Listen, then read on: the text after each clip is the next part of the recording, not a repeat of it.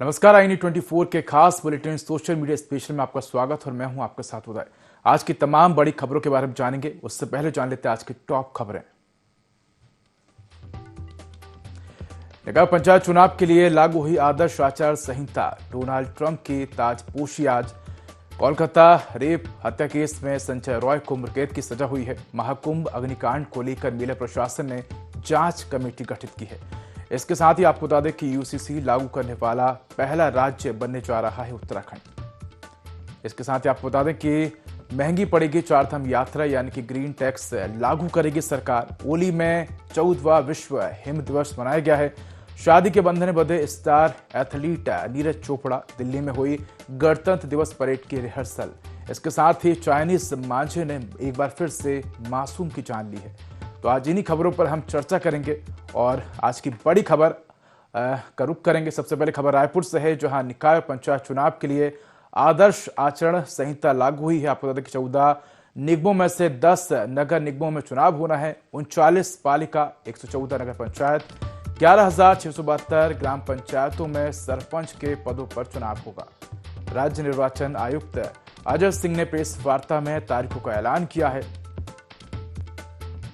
तो नगरीय निकायों का चुनाव एक चरण में होगा। ग्रामीण इलाकों में 3 चरणों में चुनाव होगा। बोर्ड परीक्षा के पहले ही रिजल्ट की प्रक्रिया भी पूरी कर ली जाएगी। तो नॉमिनेशन 22 जनवरी से शुरू होगा और नाम वापसी की प्रक्रिया 28 जनवरी तक रहेगी। मतदान 11 फरवरी को और मतगणना 15 फरवरी को होगी। इसके साथ ही बता दें कि पंचायत में 3 चरणों में चुनाव होगा। 17 फरवरी, 20 फरवरी और 23 फरवरी को चुनाव होगा। साथ ही मतगणना भी उसी दिन होगी, यानी कि 18, 21, 24 फरवरी को परिणाम सामने आएंगे। तो इसी पर अधिक जानकारी हमारे साथ रायपुर से सहयोगी निधि जुड़ गए। सीधा रुख करेंगे निधि का। निधि, निकाय पंचायत चुनावों के लिए आदर्श आचरण संहिता लागू हो गई, क्या अधिक जानकारी?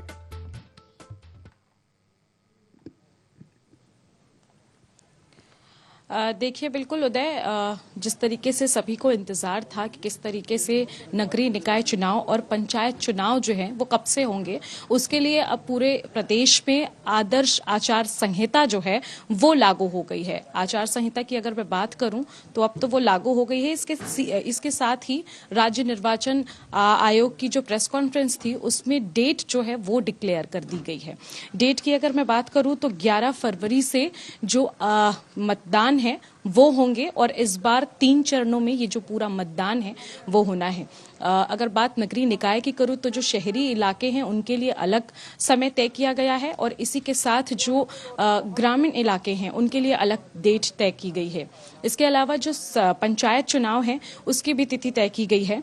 अगर तिथि की मैं बात करूं तो नगरीय निकाय चुनाव जो है 1 फरवरी से होने हैं और नगर निगम, नगर पालिका और नगर पंचायत का जो चुनाव है इसमें शामिल रहेगा, वो भी 11 फरवरी से ही होगा। माफ कीजिएगा, सभी की जो मतगणना है और जो रिजल्ट है वो 15 फरवरी को आ जाएगी। इसके साथ ही जो त्रिस्तरीय पंचायत चुनाव है वो 3 चरणों में होगा, 17, 20 और 23 फरवरी को। इसके अलावा त्रिस्तरीय पंचायत चुनाव की जो मतगणना है वो 18, 21 और 24 फरवरी को कर ली जाएगी। परिणामों की जो घोषणा है उसमें पंच, सरपंच और जनपद सदस्य का जो स्तर खंड स्तर रहेगा उसमें 19, 22 और 25 फरवरी को किया जाएगा। इसके अलावा जिला पंचायत सदस्य के रिजल्ट की घोषणा जो है वो 20, 23 और 25 फरवरी को की जाएगी। यानी कि आज से लेकर आगामी 25 फरवरी तक पूरे प्रदेश में जो आदर्श आचार संहिता है वो लागू रहेगी। इसके अलावा अगर मैं बात करूं तो बहुत सारे इस बार बदलाव किए गए हैं। ऐसे इलाके जहां पर नेटवर्क की सुविधा भी नहीं है वहां पर भी चुनाव कराना कहीं ना कहीं एक बड़ी चुनौती है, बड़ा टास्क है। उन सारे जगहों के लिए भी फैसिलिटीज प्रोवाइड की गई है। इसके अलावा अगर मैं बात करूं तो जो जिला पंचायत सदस्य हैं इसमें वो 433 पद पर होना है ये चुनाव और जनपद पंचायत का 2973 पदों पर चुनाव होना है। जिला और जनपद के लिए 1 करोड़ 58,12,580 मतदान जो है मतदाता जो है वो वोट करेंगे। दुर्ग और सुकमा जिले की अगर मैं बात करूं तो सुकमा जो है वो अति संवेदनशील इलाकों में आता है, बस्तर का इलाका। तो इन वार्डों में जो है ये 5 वार्ड जो है उसमें उपचुनाव किया जाएगा। पंचायत चुनाव के लिए बनाए गए हैं जो 31,041 मतदान केंद्र हैं और 7,128 संवेदनशील मतदाता हैं। इस एरिया मतदान केंद्र बनाए गए हैं। इसके अलावा सबसे इंटरेस्टिंग बात यह है कि जो नगरीय निकाय चुनाव हैं वो ईवीएम मशीन के जरिए किया जाएगा, लेकिन जो पंचायत चुनाव हैं वो पूरी तरीके से बैलेट पेपर से कराया जाएगा। पहले से ही अगर बात करें तो राज्य निर्वाचन आयोग अपने बहुत सारे प्रेस कॉन्फ्रेंस में इस बात का जिक्र कर चुका है कि इस बार जो है ईवीएम के साथ साथ मतपेटी यानी कि बैलेट पेपर से भी चुनाव जो है वो किया जाएगा। और नगरीय निकाय चुनाव तो ईवीएम मशीन के जरिए ही होंगे, लेकिन बैलेट पेपर से जो पंचायत चुनाव है वो कराया जाएगा। इसके अलावा नगरीय निकाय चुनाव जो है वो राजनीतिक दलों के आधार पर होगा और पंचायत चुनाव गैर दलीय आधार पर किया जाएगा। ये इसमें मुख्य और एक अहम बात है। इसके अलावा अगर मैं बात करूं तो 14 नगर निगमों में और 10 नगर पालिकाओं में ये चुनाव होने हैं।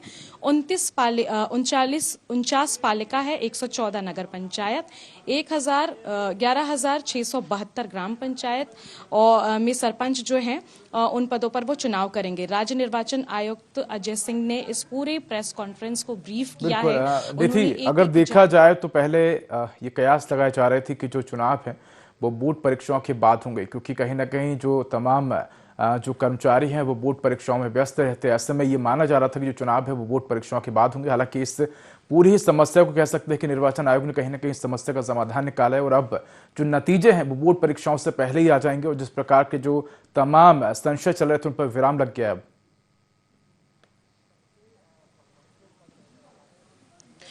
बिल्कुल उदय, इन सारे मुद्दों पर जो है चर्चा पहले से हो रही थी कि जिस तरीके से जिक्र किया जा रहा था कि बोर्ड परीक्षाएं नजदीक है, मार्च का जो महीना होता है, ऐसे में सारे जो बोर्ड परीक्षा में जो जितने भी अधिकारी रहते हैं वो एक तरीके से लीन रहते हैं, उनकी व्यस्तता उसमें ज्यादा होती है।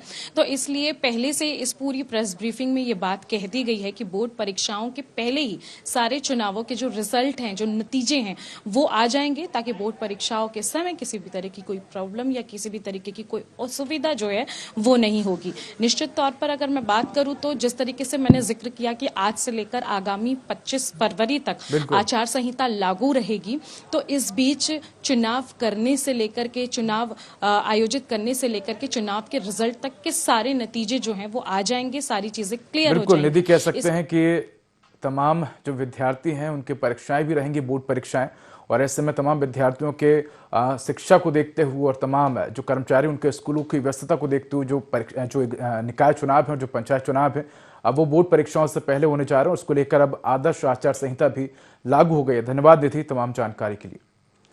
चलिए तो रुक करते हैं अगली खबर और खबर अमेरिका से है, जहां नवनिर्वाचित अमेरिकी राष्ट्रपति डोनाल्ड ट्रंप आज 47वें राष्ट्रपति के रूप में शपथ लेंगे। उनका शपथ ग्रहण समारोह वाशिंगटन डीसी कैपिटल में आयोजित होगा। आपको बता दें कि इस समारोह में भाग लेने के लिए दुनिया भर से कई प्रमुख नेता वाशिंगटन पहुंचे हैं। भारत से आए नीता अंबानी और मुकेश अंबानी भी ट्रंप के साथ कैंडललाइट डिनर में शामिल होंगे और राष्ट्रपति पद के लिए निर्वाचित जेडीआर और उषा बैंस से भी मुलाकात करेंगे। डोनाल्ड ट्रंप के शपथ ग्रहण समारोह के मद्देनजर वाशिंगटन पुलिस ने कड़े सुरक्षा के इंतजाम किए हैं। बता दें कि डोनाल्ड ट्रंप पर पहले भी 2 बार हमला हो चुका है। शपथ ग्रहण समारोह के लिए शहर में करीब 25,000 पुलिसकर्मी तैनात किए गए हैं। किसी भी संदिग्ध गतिविधि पर नजर रखने के हेलीकॉप्टर और सीसीटीवी कैमरों का इस्तेमाल भी किया जा रहा है। तो डोनाल्ड ट्रंप की ताजपोशी आज होने जा रही है। अमेरिका के 47वें राष्ट्रपति के रूप में डोनाल्ड ट्रंप शपथ लेंगे। तो वाशिंगटन डीसी कैपिटल में समारोह का आयोजन किया जाएगा। तो भारतीय समय अनुसार रात 10 बजे ये समारोह शुरू होगा और अमेरिका के आपको बता दें कि 47वें राष्ट्रपति और दूसरी बार अमेरिकी पद की शपथ लेंगे डोनाल्ड ट्रंप।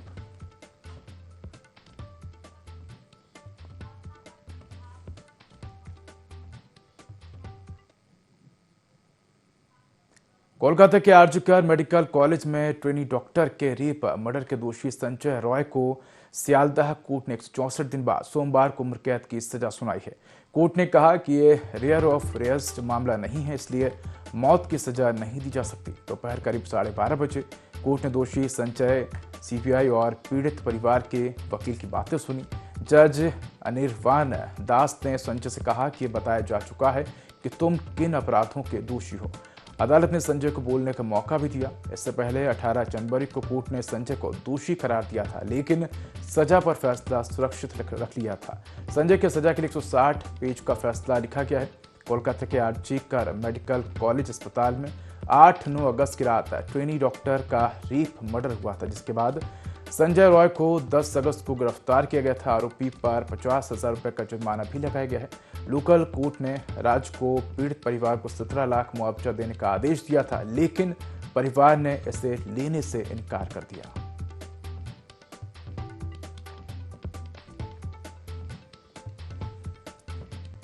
तो 18 जनवरी को कोर्ट ने संजय को दोषी करार दिया था। तो रेप मर्डर केस में संजय रॉय को उम्र कैद की सजा सुनाई गई है।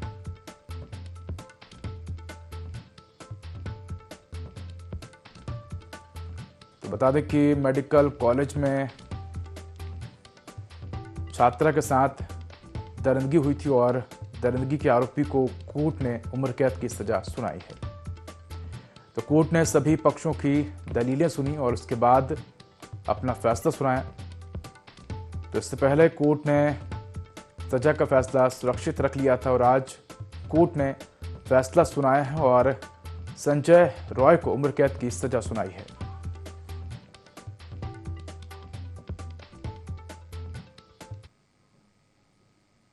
प्रयागराज में मौनी अमावस्या पर दूसरा अमृत स्नान होगा। पहले अमृत स्नान में आए श्रद्धालुओं की संख्या को देखते हुए रोडवेज अधिकारियों ने शटल बस को निःशुल्क चलाने का निर्णय लिया है। ये बसें शहर के सभी 13 रूटों पर 3 दिन के लिए फ्री में चलाई जाएंगी। महाकुंभ में आए श्रद्धालु फ्री में 3 दिन यात्रा का लाभ उठा सकेंगे। प्रयागराज में 27 से 29 जनवरी तक शटल बसों को मुफ्त यात्रा की सुविधा देने का निर्णय लिया गया है। रविवार को रोडवेज अधिकारियों ने व्यवस्था की समीक्षा की, साथ ही रिजर्व बसों को भी जरूरत पड़ने पर चलाने का निर्णय लिया है।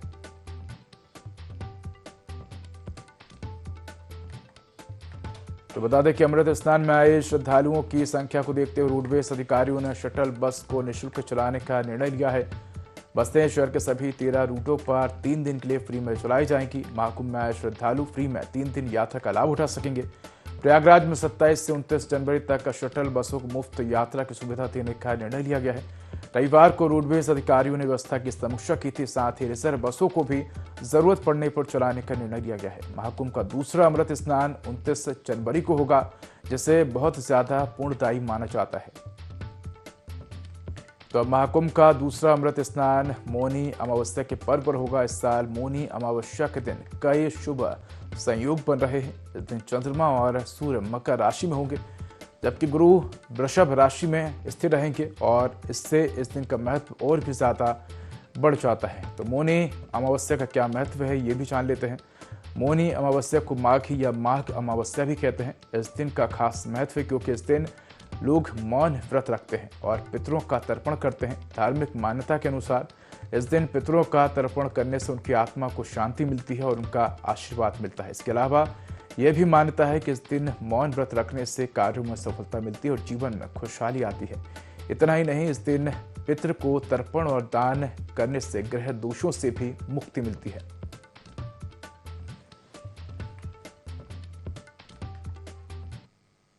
प्रयागराज महाकुंभ के दौरान संगम में स्नान करने वालों का आंकड़ा 8.25 करोड़ के पार पहुंच गया है। वहीं आग लगने के बाद मेला प्रशासन ने भी सुरक्षा के पुख्ता इंतजाम किए हैं।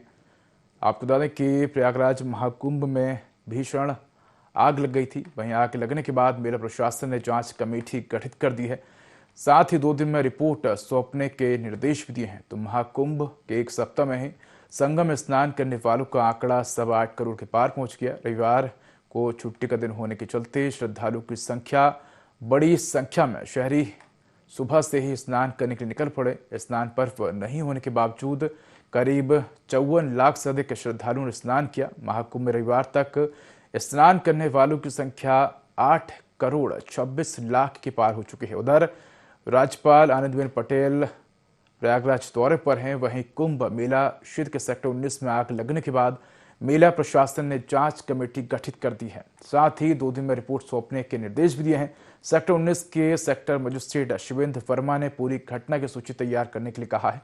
डीएम महाकुंभ नगर विजय किरण आनंद ने बताया कि सेक्टर मजिस्ट्रेट को जांच के लिए निर्देश दिए गए हैं। प्रथम दृष्टया आग लगने का कारण सिलेंडर फटना मालूम पड़ रहा है।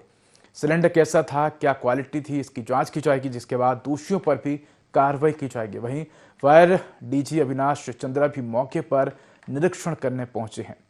तो बता दें कि प्रयागराज स्नान करने वालों का जो आंकड़ा है अब तक 8 करोड़ से ज्यादा हो गया, यानी कि 8 करोड़ 26 लाख के आंकड़े को पार कर गया है।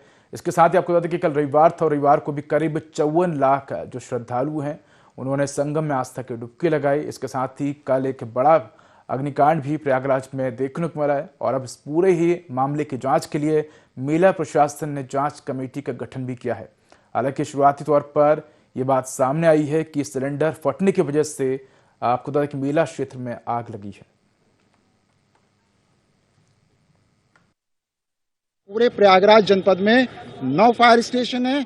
यहाँ पे 53 फायर स्टेशन प्लस 20 चौकियां और सारे प्रयागराज में 175 मैन पावर है। यहाँ पे 1300 प्लस मैन पावर हमने डिप्लॉय कर रखा है।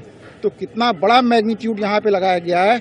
लखनऊ जैसे बड़े जनपद में 11 फायर स्टेशन है, वहाँ पे 200 के आसपास मैन पावर है। यहाँ पे 1400 मैन पावर है, 53 फायर स्टेशन है। तो इसकी सिंसियरिटी को और गंभीरता को देखते हुए हम लोगों ने यहाँ पे डिप्लॉयमेंट कर रखा है। और ये जितने भी मॉक ड्रिल रिहर्सल्स हुए हैं, चाहे रात को 3 बजे करवाया हो, 2 बजे करवाया हो, हम लोग का रिस्पांस टाइम जो है बहुत अच्छा था। सबने इसकी सराहना। उत्तराखंड जल्द ही यूसीसी लागू करने वाला देश का पहला राज्य बनने जा रहा है। यूसीसी को लेकर जो नियमावली बनाई गई है उससे प्रदेश सरकार ने मंजूरी दे दी है। वहीं मुख्यमंत्री पुष्कर सिंह धामी को कैबिनेट द्वारा यूसीसी लागू करने की तिथि को लेकर अधिकृत किया गया है। मुख्यमंत्री पुष्कर सिंह धामी ने कैबिनेट बैठक के बाद कहा कि उत्तराखंड पहला राज्य बनने जा रहा है जो समान नागरिक संहिता को लागू करने वाला है।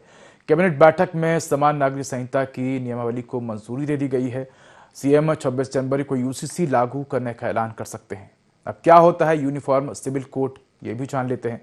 यूनिफॉर्म सिविल कोड का मतलब है कि देश में रहने वाले सभी नागरिकों, हर धर्म, जाति, लिंग के लोग के लिए एक ही कानून होना। अगर किसी राज्य में सिविल कोड लागू होता है तो विवाह, तलाक, बच्चा गोद लेना और संपत्ति के बंटवारे जैसे तमाम विषयों में हर नागरिक के लिए एक से कानून होंगे। संविधान के चौथे भाग में राज्य के नीति निदेशक तत्व का विस्तृत ब्यौरा है, जिसके अनुच्छेद 44 में कहा गया है कि सभी नागरिकों के लिए समान नागरिक संहिता लागू करना सरकार का दायित्व है। आपको बता दें कि यूसीसी लागू करने वाला गोवा एकमात्र राज्य है। भारतीय संविधान में गोवा को विशेष राज्य का दर्जा मिला हुआ है। साथ ही संसद ने कानून बनाकर गोवा को पुर्तगाली सिविल कोड लागू करने का अधिकार दिया था। इसलिए गोवा एकमात्र ऐसा राज्य है जहां सिविल कोड लागू है और ये बिल पेश होने के बाद उत्तराखंड पहला ऐसा राज्य बन जाएगा जहां आजादी के बाद यूनिफॉर्म सिविल कोड लागू होगा।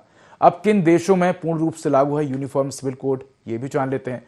किसी भी देश ने समान नागरिक संहिता को पूरी तरह से लागू नहीं किया है, जो उसके नागरिकों के सभी व्यक्तिगत मामलों को कवर करता है। हालांकि कुछ देश हैं, चाहे फ्रांस की बात की जाए, तमाम ऐसे देश हैं जिन्होंने यूनिफॉर्म सिविल कोड को पूरी तरीके से लागू किया है।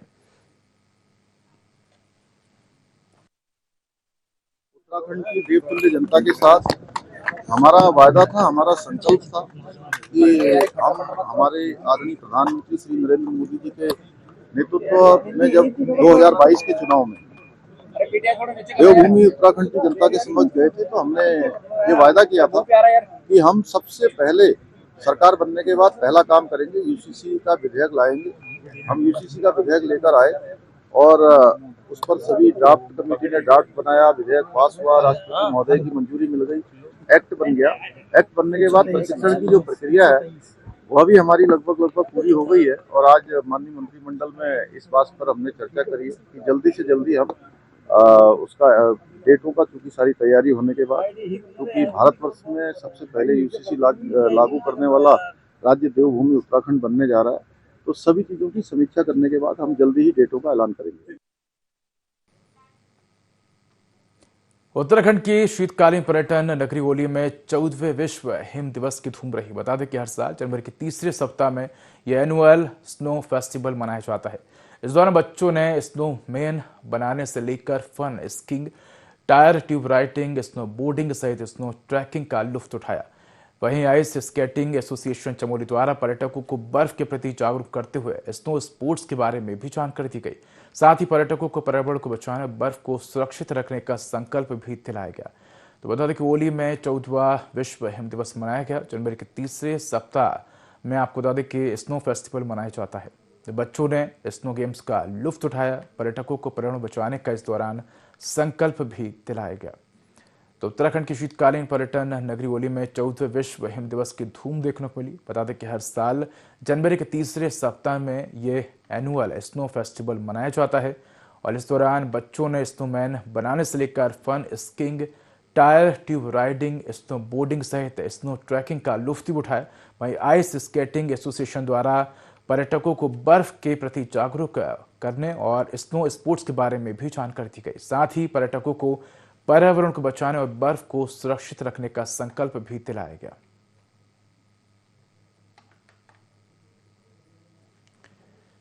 तो बच्चों बहुत अच्छी जगह है, पहली बार आए हैं हम। आज इस उम्र में भी हमें जो मज़ा आया वो कभी नहीं आया और बहुत बढ़िया जगह है। लोग फिजूल में स्विट्जरलैंड जाते हैं, ये बहुत ही अच्छी जगह है। आनंद आ गया सब तरीके से, बर्फ़ का वगैरह का, खेलने का, बच्चों को देख के बहुत बढ़िया हिंदुस्तान की जगह है ये। हम सभी ने यहाँ ओली में मिलकर 14th addition of snow day बनाया है और मैं सबसे यही रिक्वेस्ट करूँगी कि आप आए, स्नो में एंजॉय करें, एक्टिविटीज़ करें। बहुत सारी एक्टिविटीज़ है करने के लिए, स्कीइंग, स्नो बोर्डिंग जैसे मैं कर रही हूँ, पर इसको गंदा ना करें और एक लीव नो ट्रेस वाली जो कहावत है उसका पालन करें। यहाँ पर आने वाले पर्यटकों से थोड़ा सा एक मेरा आग्रह है कि जो जगह जगह थोड़ा कूड़ा फैला रहे हैं उसका एक जगह पे जो जहाँ जहाँ पे रखे हुए हैं डस्टबिन उसका इस्तेमाल करें, क्योंकि ओली हमें आने वाले समय के लिए काफ़ी लंबे समय के लिए बचाना है। तो यही हमारी तरफ से एक मैसेज है। जी, सभी दर्शकों को भी और सभी पर्यटकों को, ओली आए हुए सभी पर्यटकों को 14वें स्नो डे का बहुत बहुत शुभकामनाएं। जी, आज बहुत हर्षोल्लास से यहाँ पे पर्यटक आए हैं। हमारा उनसे केवल एक निवेदन है कि जो हमारा स्कीइंग का जो एरिया होता है उस एरिया से छोड़ करके आप अन्य जगह अपना एंजॉय कर सकते हैं। काफ़ी बड़ा क्षेत्र है ओली का और जो भी स्कीयर्स हैं उनके लिए शुभकामनाएं हैं, वो अच्छे से स्की करें और अपना ध्यान रखते हुए स्की करें। बाकी सभी यहाँ पे ठीक चल रहा है और टूरिस्ट भी यहाँ पे आके खुश हो रहा है क्योंकि बर्फ़ यहाँ पर काफ़ी अच्छी है। खबर देहरादून से है, जहां ओलंपिक स्वर्ण पदक विजेता नीरज चोपड़ा ने 38वें राष्ट्रीय खेलों में प्रतिभाग करने वाले सभी खिलाड़ियों को शुभकामनाएं दी हैं। उन्होंने सभी खिलाड़ियों को ऑल द बेस्ट बोलते हुए 100% फोकस करने को कहा है। उन्होंने कहा कि अपने मन को शांत कर प्रदर्शन करें और बहुत सारा अनुभव लेकर आएं, जिससे आपको अपने आने वाले खेलों में मदद मिलेगी। तो नीरज चोपड़ा ने खिलाड़ियों को शुभकामनाएं दी हैं। आपको बता दें कि 38वें राष्ट्रीय खेलों में प्रतिभाग करने वाले खिलाड़ियों को नीरज चोपड़ा ने बधाई दी है। सभी खिलाड़ियों को नीरज चोपड़ा ने ऑल द बेस्ट बोला है और कहा है कि अपने मन को शांत कर प्रदर्शन करें और इस खेल से काफ़ी कुछ सीख कर आएं। तो बता दें कि उत्तराखंड में 38वें राष्ट्रीय खेलों का आयोजन होने जा रहा है और इस खेलों में आपको बता दें कि तमाम देश विदेश के खिलाड़ी शामिल होंगे, तमाम राज्यों के खिलाड़ी इसमें शामिल होंगे और नीरज चोपड़ा ने सभी खिलाड़ियों को शुभकामनाएं दी हैं। तो उन्होंने सभी खिलाड़ियों को ऑल द बेस्ट बोलते हुए 100% फोकस करने को कहा है। उन्होंने कहा कि अपने मन को शांत कर प्रदर्शन करें और बहुत सारा अनुभव लेकर आएं, जिससे आपको अपने आने वाले खेलों में मदद मिलेगी।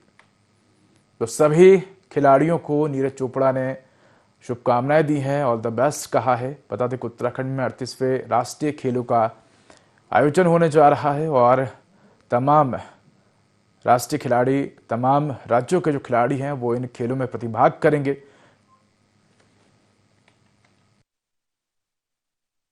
उत्तराखंड में जो 38वें राष्ट्रीय खेल होने जा रहे हैं उनमें जो खिलाड़ी भाग लेने वाले हैं उनको मेरी तरफ से ऑल द बेस्ट। अपना 100% फोकस करके अपने मन को शांत करके परफॉर्मेंस दे और बहुत सारा एक्सपीरियंस लेके आए, जिससे आपके आने वाले अगले वाले गेम्स में आपको हेल्प मिले। ऑल द बेस्ट, अच्छा करो। उत्तराखंड सरकार दूसरे राज्यों से आने वाले वाहनों पर ग्रीन टैक्स लगाने की योजना पर काम कर रही है। उत्तराखंड सरकार ने केंद्र को ग्रीन टैक्स के प्रस्ताव भेजकर सलाह मांगी है। यदि सब कुछ ठीक रहा तो जल्द ही उत्तराखंड में प्रवेश करने वाले वाहनों पर ग्रीन टैक्स लगाया जाएगा। राज्य की सीमा पार करते ही वाहनों पर लगे ऑटोमेटिक नंबर प्लेट रिकॉग्निशन यानी कि ANPR कैमरे द्वारा फास्टैग वॉलेट से एक निश्चित राशि कट जाएगी। जल्द ये सिस्टम राज्य की सभी सीमाओं पर लगाया जाएगा। तो आपको बता दें कि उत्तराखंड सरकार अब जल्द ही ग्रीन टैक्स वसूलने की तैयारी में है, यानी कि वो वाहन जो राज्य के बाहर के हैं और उत्तराखंड की सीमा में प्रवेश करेंगे उनको ग्रीन टैक्स देना होगा और इसको लेकर एक प्रस्ताव केंद्र सरकार को भेजा गया है और जल्द ही इस प्रस्ताव पर निर्णय के बाद उत्तराखंड में जो बाहर से आने वाले वाहन हैं उन पर ग्रीन टैक्स लगाया जाएगा। अब ग्रीन टैक्स क्या है ये भी जान लेते हैं। तो ग्रीन टैक्स को प्रदूषण या पर्यावरण टैक्स भी कहा जाता है, इसलिए इसका नाम ग्रीन टैक्स रखा गया है।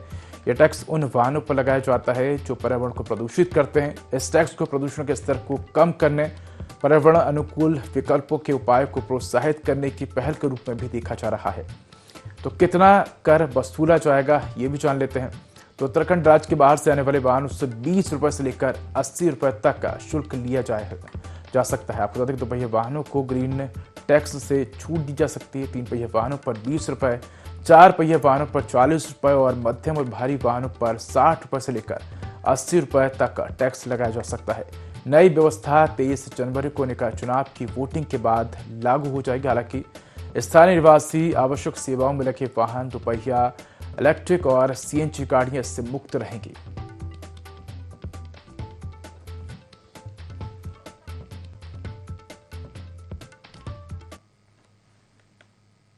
तो फिलहाल इस बुलेटिन में इतना ही। खबरों का अधिक अपडेट के लिए देखते रहिए IND24। नमस्कार।